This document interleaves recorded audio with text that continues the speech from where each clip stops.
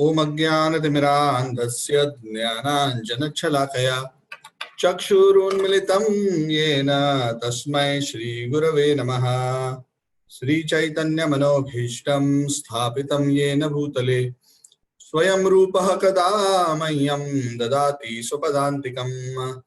वन्देऽहं श्रीगुरोः श्रीयुतापदकमलं श्रीगुरून् वैष्णवांश्च श्रीरूपं सागरजातं सहगणा रघुनाथान्वितं तं सजीवं साद्वैतं सावधूतं परिजनासहितं कृष्णचैतन्यदेवं श्रीराधा कृष्णपादान् सहगणललिता श्रीविशाखान्वितांश्च। हे कृष्ण करुणा सिंधु दीनबंधु जगत्पते गोपेश गोपिकाकांत राधाकांत नमोस्तुते। तप्त कांचन गौरांगी राधे वृंदावनेश्वरी वृषभानुसुते देवी प्रणमामि हरिप्रिये।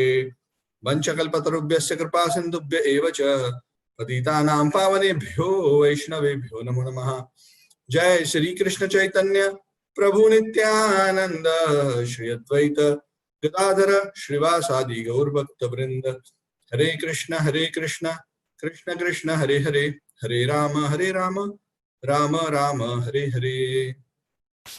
नमः ओम विष्णुपादाय कृष्णप्रेष्ठाय भूतले श्रीमद्राधनाथ स्वामी नामिने नमः। ओम विष्णुपादाय कृष्णप्रेष्ठाय भूतले श्रीमते भक्तिवेदांत स्वामी नामिने नमस्ते। सारस्वते देवे गौरवाणी प्रचारिणे निर्विशेषण्यवादी पाश्चात्य देशतारिणे कम करोति वाचालं पंगुं लंघयते गिरिं यत्कृपातमहं वन्दे श्रीगुरुं दीनतारिणं परमानंद माधवं Sri Chaitanya ईश्वरम्।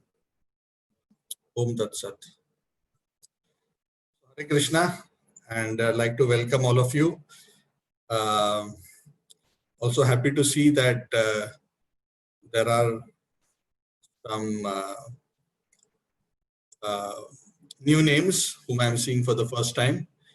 So I'm assuming that somehow you got connected to the message that we are starting this class. So first of all, let me welcome all, the old and the new, to this exciting journey. So we have been discussing the journey of self-discovery, which was more of an introductory course to the Bhagavad Gita, explaining some of the key ideas and leading to the Bhagavad Gita in detail. And now we are beginning this journey of the detailed study of Srimad Bhagavad Gita. And we are going to be beginning from the beginning, in a detailed manner. So, of course, a wonderful opportunity for those who have a desire to learn the Bhagavad Gita systematically. This is an excellent opportunity. So please feel free to extend this opportunity to others as well, because we are just about beginning. So today's class is an introduction to what the Bhagavad Gita is. Today we are not intending to start from verse 1. What we will be eventually doing is going through the Bhagavad Gita sequentially, few verses at a time. How many verses? Definitely not one. If I take one verse a week, then that is 700 shlokas. So you can imagine, right? It will take us almost a decade, to complete the Bhagavad Gita. So, by that time, my hair will also be fully white. Now it is only white at the sides. So, the intention is we will cover a set of shlokas every week. How many? That will be based on the theme. In some cases, maybe 2, 3. If there's a lot to discuss, if there is not a lot, then we may cover 5, 6, 7, 8, something like that. So we will keep a pace which is based on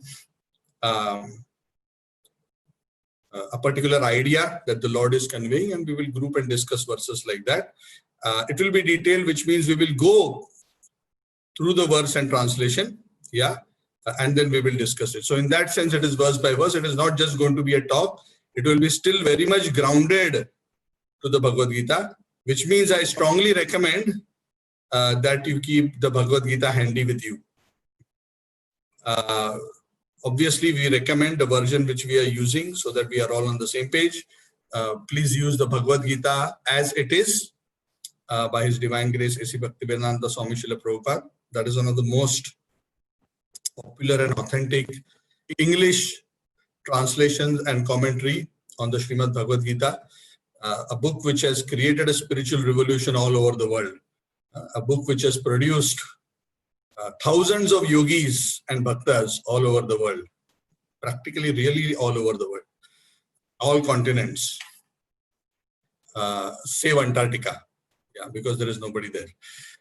So it has had a tremendous impact. So we'll be using that, and even my own life has been transformed by this particular edition of the Bhagavad Gita, because it is so authentic, so pure, coming in a disciplic succession directly from Lord Shri Krishna himself. So the pure message coming in a pure form through realized personalities has a very profound effect on those who come in contact with it. So I'm just going to share that good fortune. For those who are seeing me for the first time, my civil name is Kamlesh Borkar. My spiritual name is Gaur Chandra Das. That is the name given by my spiritual master. And I'm connected to this parampara of gurus going all the way to Lord Krishna. And in that parampara, I have received this knowledge. I've been studying as well as teaching this knowledge for the last 20 plus years, more than that, 25 now. And also trying to practice on my own, and supporting and helping those who want to learn and practice the Bhagavad Gita in an urban setup. And that is the key idea about the Bhagavad Gita, and we'll be discussing that shortly as well. Bhagavad Gita is very special because Bhagavad Gita was spoken by the Lord, not to a sannyasi, but to a warrior. And we will discuss about that in a minute. So it's a very practical book, which is very relevant, not just 5,000 years ago, but even very relevant today.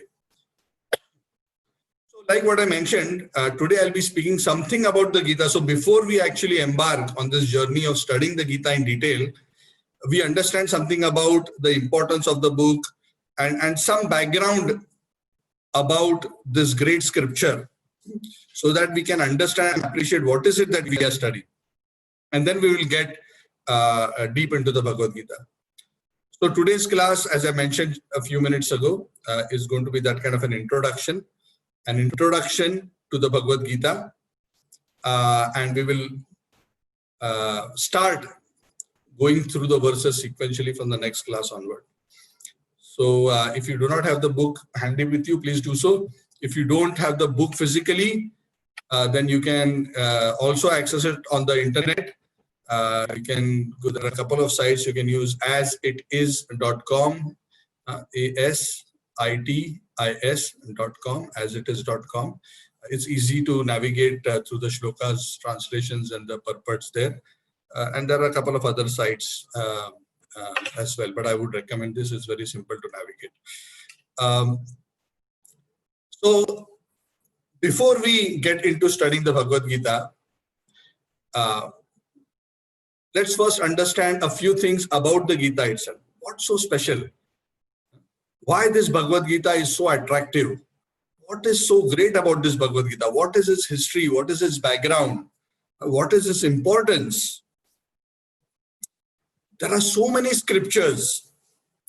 In fact, in our Vedic tradition, I say Vedic because, okay, thanks. Suyash is also reminding me, saying that there is a Bhagavad Gita as it is app on iOS and Android as well. Yes, so if you want to download that app, that is fine as well. You can use that app. Thanks, Suyash. So there are so many scriptures within our tradition. There are the 4 Vedas, there are the 108 Upanishads, then there are the 18 Puranas, then there are the Itihasas, Mahabharata, Ramayana, and so many works written by great sages. It is millions and millions and millions of shlokas which have been inspiring people. But amongst all of those books, this is one book, only 700 shlokas, as compared to some others which are thousands of shlokas, which is the most sought after and considered the topmost of all these books. So what is so special about this Bhagavad Gita? Why everybody is crazy about Gita? Even in the courts in India, they will keep their hand on the Bhagavad Gita and wow, jo kuch kahunga, sach ke siwa kuch nahi kahunga. We have been hearing that dialogue in the Hindi movies. So people swear by the Gita because it's considered the most sacred amongst all the sacred books. So what is this Bhagavad Gita? So let us start with the name Bhagavad Gita itself. So Bhagavat means related to Bhagavan or of Bhagavan. And Gita comes from the word Geet. Geet meaning song. So in very simple words, Bhagavad Gita simply means the song of God.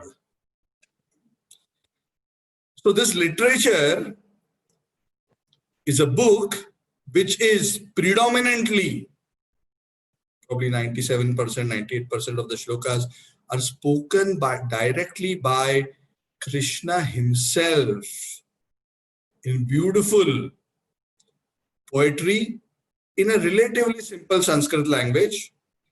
But at the same time, within these 700 shlokas are the most loftiest of all spiritual concepts. And they span all the Vedic scriptures. In fact, Sripad Shankaracharya glorifies the Bhagavad Gita in a very beautiful Sanskrit verse. He says in Gita Mahatmya, Gita Sugita Kartavya Kim Anya Shastra Vistaraihi Ya Swayam Padmanabhasya Mukha Padmad Vinishrita. Just study the Bhagavad Gita. What is the need to study so many spiritual books? Everything is in the Gita, and the Gita is very special because it is spoken by God himself. That is why it is so special. There are so many scriptures which speak about God. How many books are there where God himself is speaking about himself and about us and about spiritual life? Yes? Correct? Rather than a biography, we would prefer an autobiography, right? Because we know that then it is more direct, less chance of any deviation from the full truth. Bhagavad Gita is the only scripture where God speaks about himself and about spiritual life. Obviously, that is the topmost, because if God is speaking about himself and he's saying in the Bhagavad Gita that I am giving you full and complete knowledge in this book, he tells Arjuna repeatedly, after having known this, nothing else remains to be known. Gyatum avashishyate. Kuch bhi nahi baki rehta. Everything I have covered. Jnanam vijnana sahitam. Yad vakshami asheshatah. Kuch bhi shesh nahi rakha. I have told everything that you need to know. Having known this, your life will become perfect. So while so many books are about God, this book is by God. And because it is by God, God has that ability to compress the essence of all the Vedic scriptures and all the essential teachings within the Vedic tradition, which cover millions of shlokas. God has condensed it into 700. Why? Because even 700 is difficult for us in Kali Yuga to study. How many of us can actually study? If you want to study Mahabharata, you have to study 1 lakh shlokas, 100,000. You want to study Ramayana, 60,000 shlokas. Many Puranas are also 10,000, 18,000, 5,000, so on. To study all the Vedic literatures, I don't think even one lifetime is sufficient. So even before we can understand the truth fully, we would have died. So Krishna, knowing that this is the condition of people in Kali Yuga, he took the opportunity to give and present the essence of all the scriptures in the form of this beautiful work. That's why there's another very beautiful glorification where Shankaracharya glorifies the Bhagavad Gita as the essence of all the Upanishads. In the Vedic tradition, spiritual knowledge is concentrated in the Upanishads. There are 108. And they themselves are also very difficult to study and understand. But the essence of all these spiritual teachings were put together by Lord Krishna and given in the form of Bhagavad Gita. Just like the essence of a cow is available in the form of the milk, and the milkman milks the cow. Similarly, Sripad Shankaracharya says, Krishna, like a milkman, he milks the cow of all the Vedas and the Upanishads.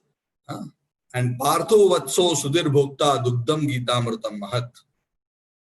Sarvo Upanishado Gavo Dugdha Gopala Nandana Partho Vatso Sudhir Bhokta Dugdham Gita Mritam Mahat. That if the cow is compared to all the Upanishads, and if Partha, Arjuna is compared to the calf, Krishna is the milkman who's milking all these Upanishads and taking out the essence by using Partha, Arjuna as a pretext and sharing it with the world. This nectar, Dugdham Gitamritam Mahat. So extraordinary. It is the essence of all Upanishads. That is why everybody is hankering to understand this book. Because if you understand this book, you have understood everything that needs to be understood. Who says so? Not me. Krishna himself says so in the Bhagavad Gita. So, Gita is a book by God, very special. Gita is a book which is the essence of all spiritual teachings. It is not a book of rituals. It is a book about the philosophy of life. It is the book which gives a framework for all of us. It gives the principles and values to all of us so that we can live our life accordingly. And any kind of life. What does any kind mean? Any kind means, it doesn't mean that you have to be a renunciate. It doesn't mean that you have to be in the forest. You can be a professional working in a busy life, a high-flying professional, a successful professional. You can be a businessman and Bhagavad Gita will be relevant to you. You can be a doctor and Bhagavad Gita will be relevant for you. You can be a student. Bhagavad Gita will be relevant to you. You can be a simple housewife taking care of the family. Bhagavad Gita is relevant for you. In all situations, for all people, the Bhagavad Gita is relevant because Bhagavad Gita is giving the essential truths of existence and explaining the consciousness and the attitude with which one looks at the world, looks at himself and interacts with the world in such a way that he can live a life of perfect peace and happiness. The formula is there.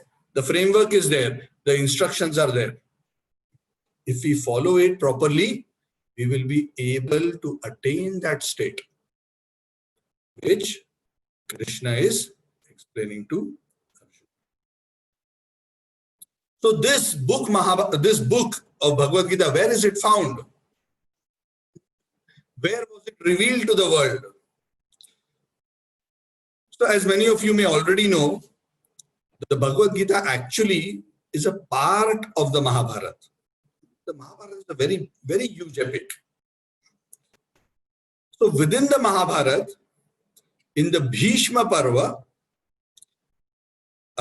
chapters 23 to 40 comprise the Bhagavad Gita, the 700 shlokas of the Bhagavad Gita. So I think most of you are already familiar with the Mahabharata. So I hope you know, so I'm going to mention this very briefly. I'm not going to go into the details. But I think you all know what is the background of Mahabharata. Mahabharata was spoken by Lord Krishna to his very dear devotee and friend, who later became his disciple, Arjun, one of the Pandavas.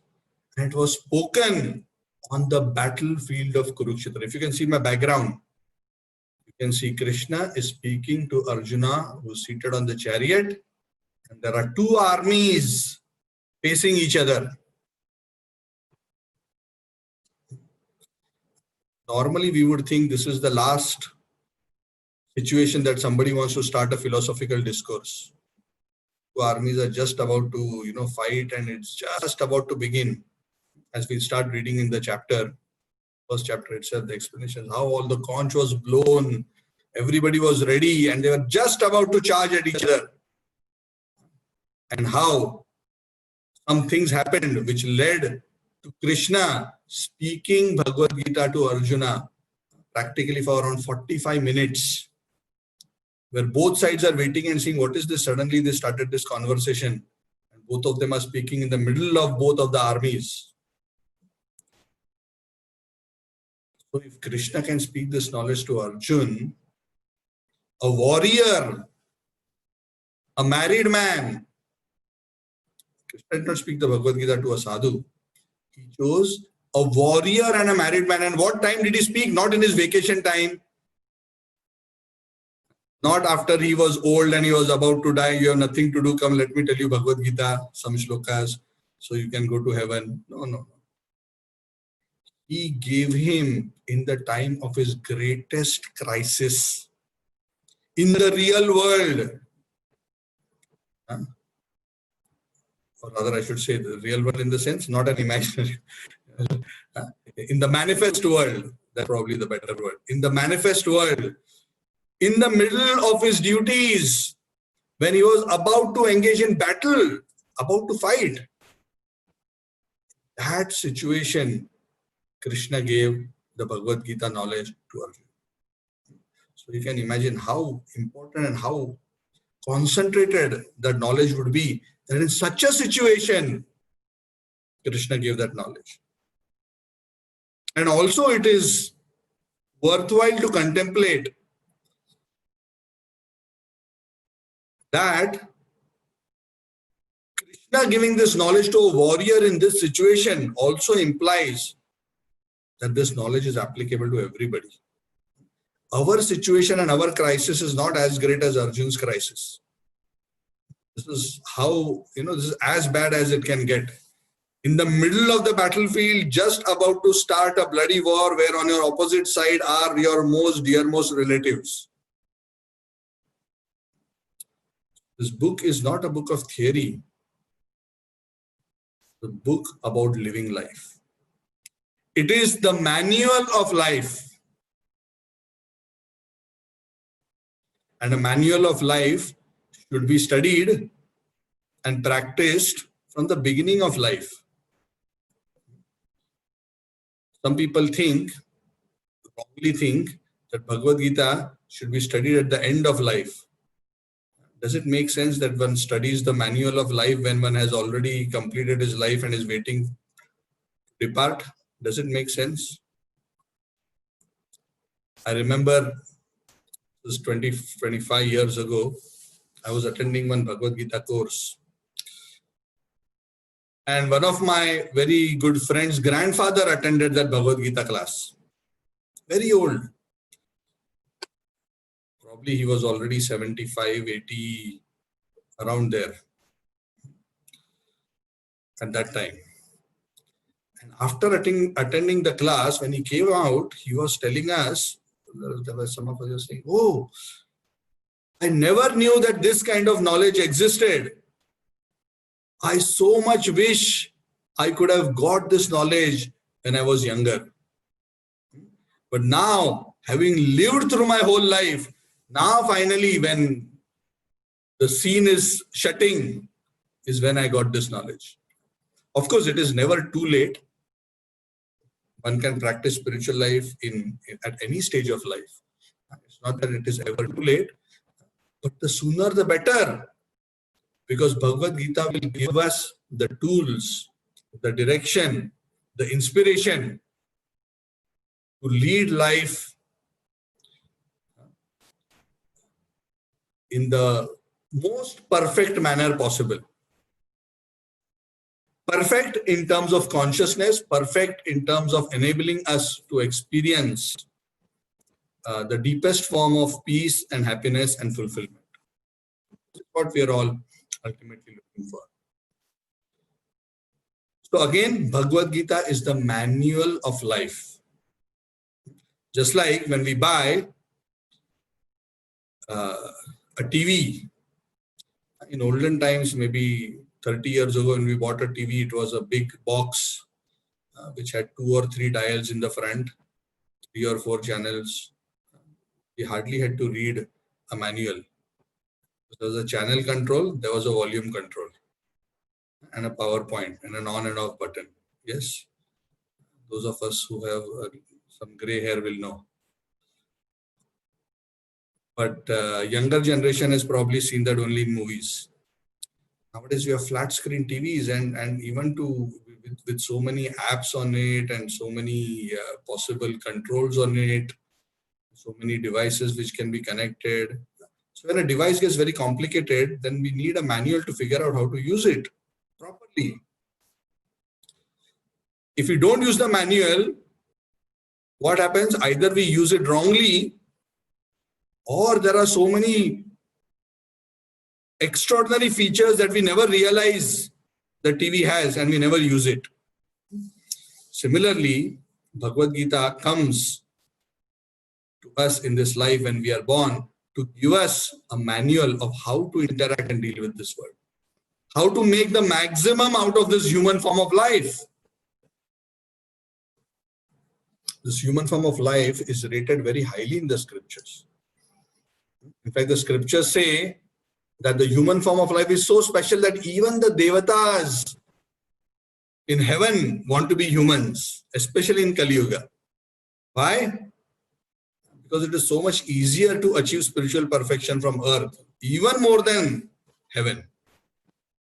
I am not saying this. There are many shlokas like this in various scriptures.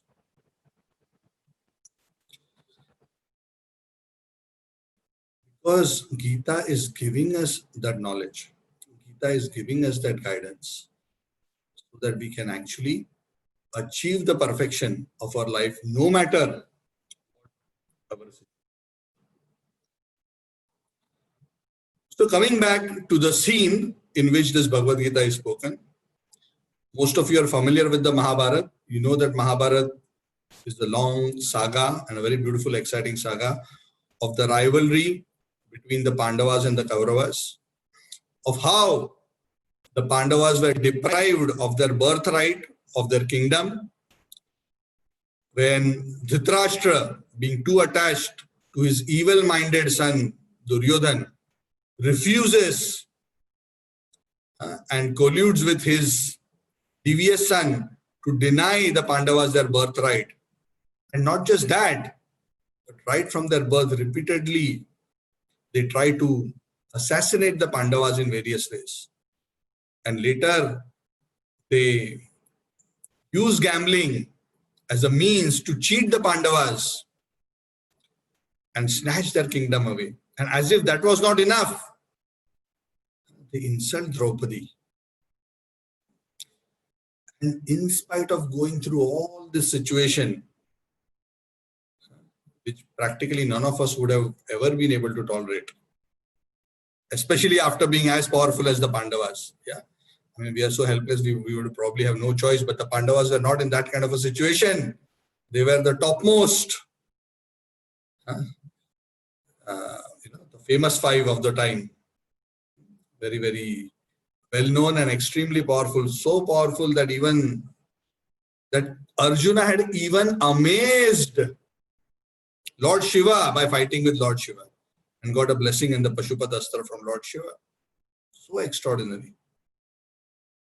Very, very great and powerful warriors. The best archer, the best and most powerful mace man, Bhima, Yudhishthir, Dharmaraj himself, Nakul and Sahadev, who were also very good at weapons and very intelligent. So they were a very, very formidable force. But in spite of that, they maintained their composure and control. Lord Krishna tried very hard to convince the Kauravas to see reason, to help them understand that it is in their interest to settle the matter in an amicable way.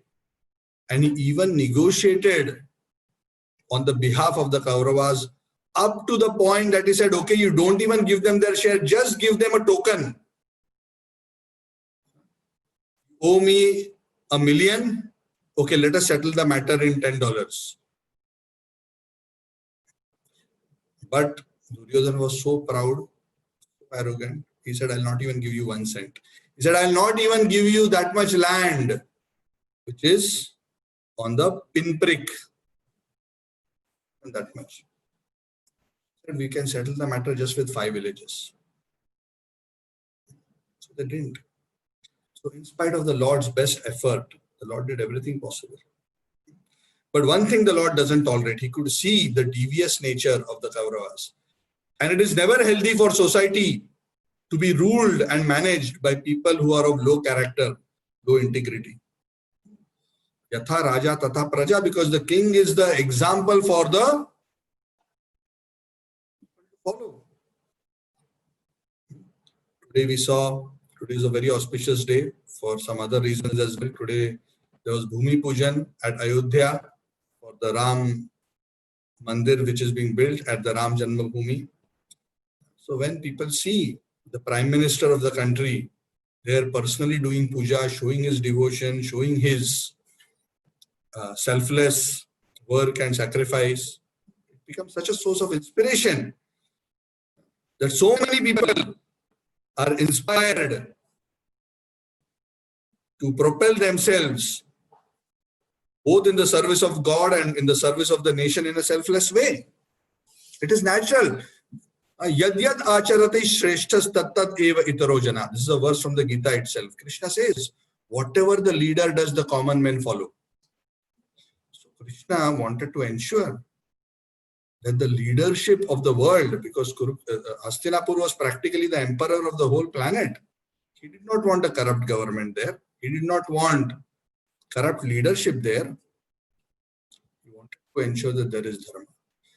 Because when the public sees that the king is a chore, he's a thief, he's a corrupted person, people think, yes, he is like that, then why I should be honest in any way? So it leads to degradation. So for Krishna, it was not just about giving justice to his cousins whom he favored. No, it was not just about that. It was about establishing dharma. Bahujana Sukhaya, Bahujana Hitaya. Sometimes to achieve lasting peace and lasting happiness, sometimes you have to go through a little bit of turmoil. Just like sometimes when there is a big infection in the body, we have to do a surgery, a painful surgery to cut and remove that painful infected area. Really, Krishna had to do a surgery on society by removing a corrupt leadership and installing a healthy one. So eventually it came to this, that when the Kauravas refused to see any reason and rather than accepting Krishna's request, they tried to capture Krishna. Krishna just laughed and showed a mini Vishwarupa and he just walked away from there, making them understand that you are going to be destroyed. You don't know who I am. If I am on the side of the Kauravas, what is your hope? Still, Duryodhana, his good sense did not arise. So eventually it came to the situation where the two armies stood in front of each other. The Pandavas having an army of 7 Akshauhinis And the Kauravas having an army of 11 Akshavinis, practically almost 1.5 times plus the army of the Kauravas. But the Kauravas, even after having the topmost of the warriors, Bhishma, Drona, Karna, Kripa, others, very, very powerful, practically undefeated in battle. But on the side of the Pandavas, there was Dharma, and there was the Supreme Lord himself, Yogeshwara. So that was this beautiful situation. So both the armies, as you can see in the scene behind me, have actually gotten in front of each other, and they are fully ready in their military formation. And Lord Krishna, who is, in spite of being the Lord of everything, out of his extreme affection to Arjuna, he has accepted the position of a charioteer of Arjuna. You can see in this beautiful picture. What does it mean to become a charioteer? In very simple words, in today's terminology, he became Arjuna's driver.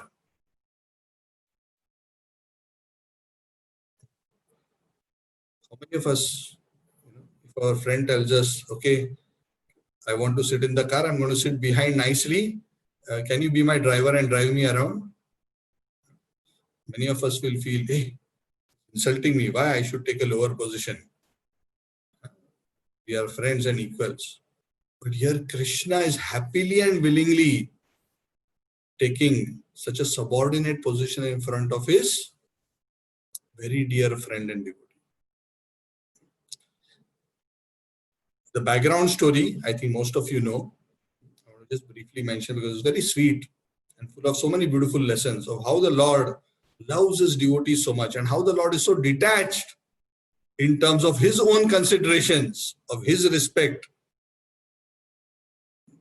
his affection for his devotees overcomes all other considerations. So when the battle was decided, both the Kauravas and the Pandavas, they were seeking alliances. At that time, both Duryodhan and Arjun came to Lord Krishna because Lord Krishna, the Yadus, had one of the biggest and the most powerful armies. They both reached Dwarka. They both entered Krishna's inner chamber where Lord Krishna was resting. They are both cousins of Krishna. So they were allowed to come in even as the Lord was sleeping. They're very close family members. And then, to cut a long story short, when the Lord awoke and he asked both of them what they wanted, actually he saw Arjuna first and he saw Duryodhan later, even though Duryodhan had come first. But Krishna said, no, I have seen Arjuna first. So Arjuna, since both of you have come, I must give something to both of you. So I am going to keep two choices. One is my powerful, the Vrishni army, which has never been defeated. That is on one side, option A. And option B is me, alone. Because everybody knows Krishna alone also is enough for any number of soldiers. But Krishna put one more clause. I will not only be alone, but I will not fight. So as soon as he said that, in Duryodhan's mind, it was very clear what his choice should be. What is the use of Krishna if he's not going to fight? What is he going to do? He's going to sit in the stands and watch the fighting, is it? So Duryodhan knew what he wanted, or so he thought. Knew what is the right choice. Arjun made the first choice. Arjun did not even think for a moment. He said, oh Lord, I want you. He said, really? Are you sure? Did you hear what I said clearly? I'm not even going to fight. No, I want you only. And Duryodhan, being extremely inspired by that, told, yeah, it's okay, let him keep it. Yeah, I will just take the army. Be happy with whatever he wants. So Duryodhan thought, that he had it all sorted out and he managed to win the battle that day. But when he went back and with great pride told Shakuni Mama what had transpired and what he had chosen. Actually, Shakuni, even though he was very cunning, he knew of the greatness of Krishna. Of course, he didn't change his ways even then. That's another story. But he knew. As soon as he heard what Duryodhana had done, he hit his hand on his head. Said, "You foolish nephew of mine, you don't know what you have done. You gave up, you have lost the choice of Narayana." Shakuni already knew this is going to be very difficult. But anyway, again, the way of sinful people is, in spite of knowing what is right, they are unable to mend their ways. That is what history has shown. Because doing the right thing requires spiritual strength. It's not just about knowing, isn't it? The government of most countries put so many warnings on cigarette packets. Cigarette packing is injurious to health. Cigarette is injurious to health. Cigarette causes cancer. Smoking causes death. All kinds of things they have tried. Is it that those who smoke don't know? They know. Then why do they still do? Because they do not have the strength to say no to the temptation. So it is not that sinful people are always people not know. No. Then their selfish interest, their immediate happiness, their immediate pleasure is more important than what is actually beneficial. So spiritual strength is needed. Without that, one is not able to make the right choices. So books like Bhagavad Gita, spiritual practices give us that spiritual strength to make that right choice so that we do not go immediately in the direction of immediate benefit, which is called preyas in scriptural terminology, but we actually work towards the ultimate benefit, which is called shreyas. There are two things, preyas and shreyas, the scriptures mention. Preyas means immediate benefit. Means, what happens tomorrow, we will see. Who is bothered, sin, no sin, heaven, hell, who has seen? I just want to enjoy now. Let me do this. That mentality is a mentality of prayers. Just the immediate benefit matters. I'm not too bothered about the ultimate. Just have to satisfy my mind and senses for now, or my ego for now. And that is what most of the world does. But Shreyas means carefully thinking, what is it that will lead to my ultimate good? What is ultimate good? I should not get tempted into an immediate small benefit and sacrifice a huge ultimate benefit. I should not be penny wise, pound foolish. Which means just to get a few pennies, I lose many pounds. That is short-sightedness. But again, that requires spiritual strength, that requires patience, that requires determination, that requires discrimination. And Bhagavad Gita is giving us all these things so that we can live a life, make the right decisions, and work towards the ultimate benefit, Shreyas. So, this book is a very beautiful work. The Bhagavad Gita has inspired many generations. Practically all saints have studied and quoted this work, and everybody accepts it as the topmost. And this book is actually that conversation. It is not a story. It is the conversation in the setting of the war, which happened just before the war.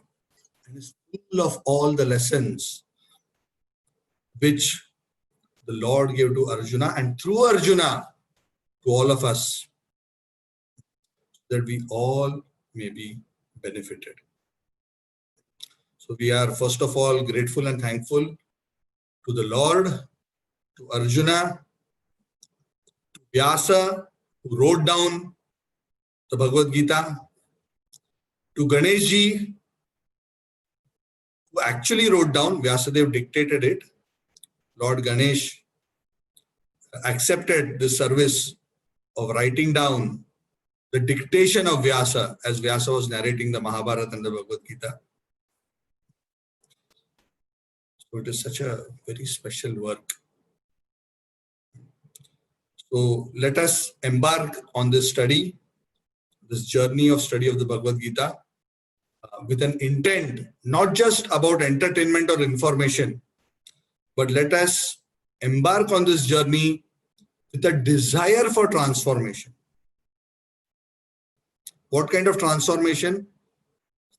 Not that we want to transform into a sadhu in terms of a renunciate, but we want to transform our consciousness in a way that will help us to actually experience the topmost happiness and fulfillment. Even as we continue our daily duties, even as we continue to be professionals, doctors, housewives, students, sportsmen, film stars, singers, farmers, businessmen, prime ministers, soldiers.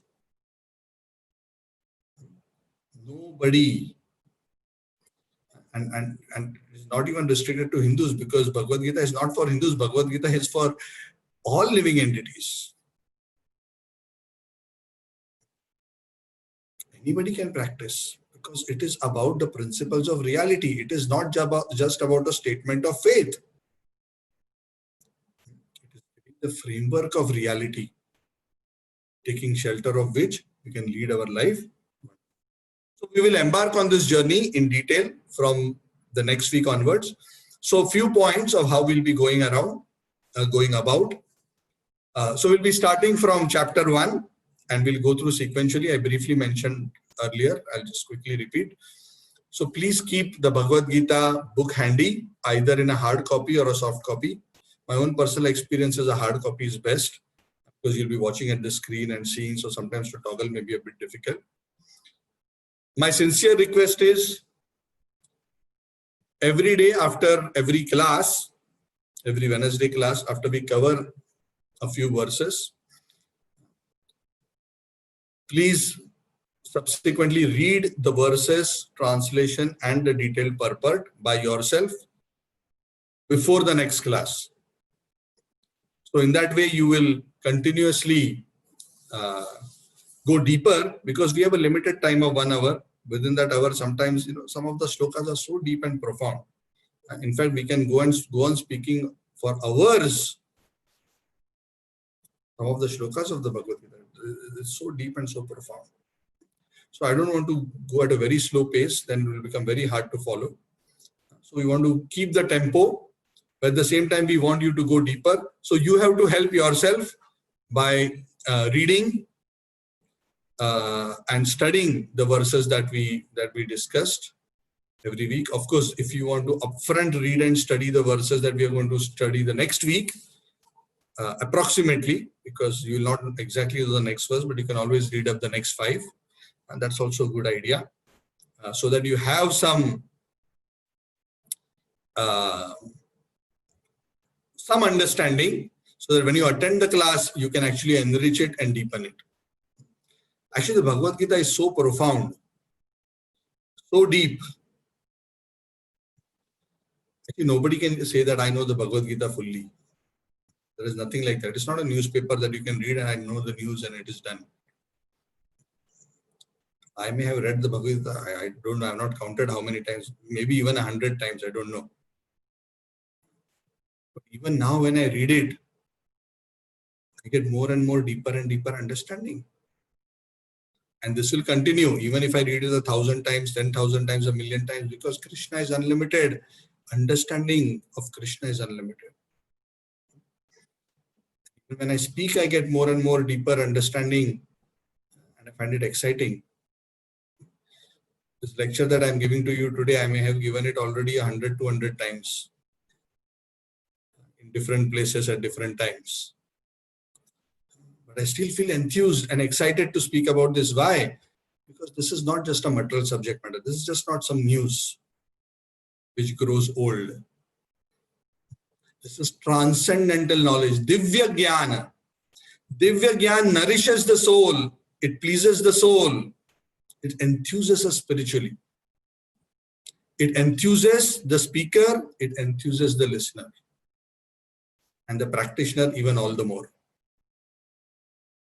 So, no matter how many times you have read, if you have read, keep reading. And if you have not, make sure you put an extra effort to read and understand. In that way, you can make your journey more fruitful. So usually after every class, we will keep some time for questions. So if you have questions, as we are discussing, we will not interrupt the class, but I will try to aim to keep the last 10 minutes for question and answers, and we will try to discuss whatever we can. Yeah. And again, a few ground rules. Please join at 9 sharp because I start at 9 sharp. But I cannot confirm that I will end 10 sharp. I always try. I'm successful a little bit. Sometimes I'm not, but anyway, I will try hard to keep to the time because sometimes I get very excited. Then I speak a bit more. But anyway, it will not be very late, 10 minutes here or there. Yeah. So again, having said this, again, I would like to first of all congratulate you for embarking on this journey. Krishna himself says in the Bhagavad Gita, Manushyanam sahasreshu kaschid yatati siddhaye. The very fact that you have embarked on this journey means you are very special. Because Krishna says only a very special person comes to the point of even wanting to study and understand this book. Manushyanam sahasreshu. Out of thousands of people, hardly one is interested. But out of so many people, very few actually take the effort to actually embark on this journey. Yeah, so you have actually started a very, very important journey, not just for this life, but in our sojourn through this material universe, millions and millions of lives. So again, this class starts at 9 p.m. Kuala Lumpur time. So for those of you who are connecting from India, it is 6:30 p.m. just like what this class has started, and it will go on for an hour, 6:30 to 7:30 p.m. And I also have a YouTube channel, so I also try to record and upload the classes. But of course, there is a special thing when we are connected together and live. So that is very special. So having said that, we have another 5-10 minutes. I managed to complete the introductory class earlier. So I'm just going to open the floor for any question answers. And then, yeah, and then we can call it a day. Hare Krishna. Bhagavad Gita ki jai. I'm seeing some faces. Some of them have heeded my request. So any questions? Any comments?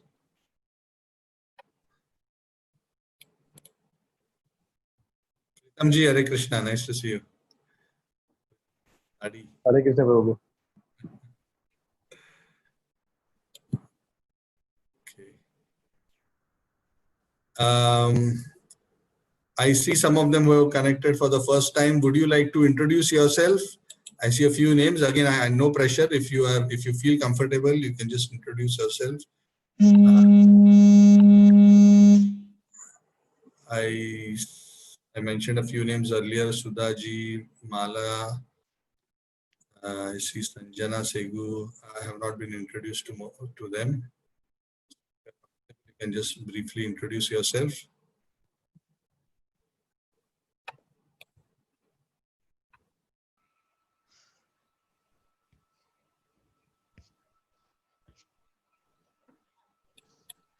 I think they're all very shy. It's okay, no problem.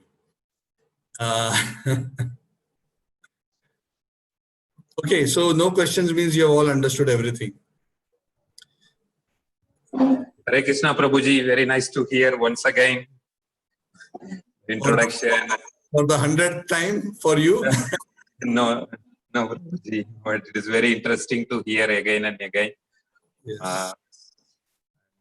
Maybe in the recent class, in Chennai class, what we learnt is why we are referring Srila Prabhupada's Bhagavad Gita as it is. Mm-hmm. So, Srila Prabhupada has written all the informations from Upanishad and making reference from Upanishad and Vedas, and he has not concocted any text inside this purpose. So that is the reason this book is referred as it is. So it was a new information we have learned here. So I just like to share. Yes. Yeah, actually, Prabhupada and his purpose, of course, he's receiving this knowledge in a disciplic succession, but also, as you rightly said, Prabhupada also quotes from various other Vedic scriptures, the Vedas, Upanishads, Puranas, to support and explain how Krishna is mentioning concepts which are coming from various scriptures and how he has brought all of them together and how all the scriptures ultimately build up this message Krishna is giving. Thank you for sharing that.